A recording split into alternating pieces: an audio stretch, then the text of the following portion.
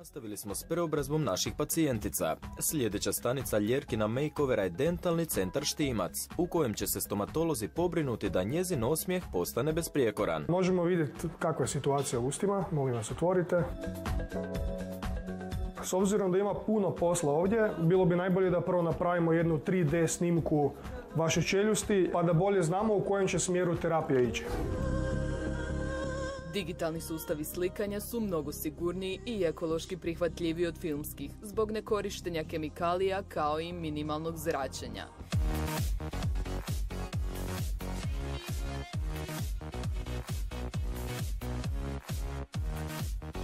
Gospođa ima stare nadogradnje, stare metal keramičke krunice i odlučili smo se promijeniti sve, zapravo zamijeniti za nove estetske materijale.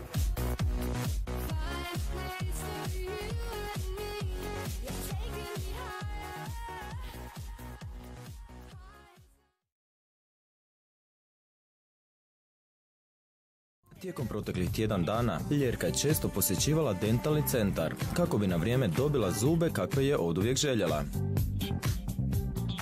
Prvo smo morali pripremiti sve zube, izliječiti i napraviti nadogradnje i onda zapravo početi u laboratoriju raditi te estetske krunice od potpune keramike, koje su evo danas došle i spremni smo ih ugraditi gospođi da završimo i napravimo taj savršeni osmijeh.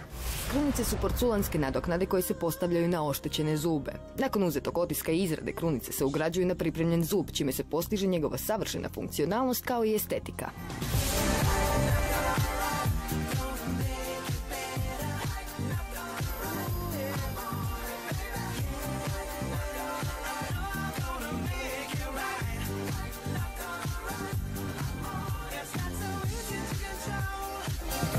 Evo, gospođo Ljerka, jeste spremni vidjeti svoj novi osmijeh?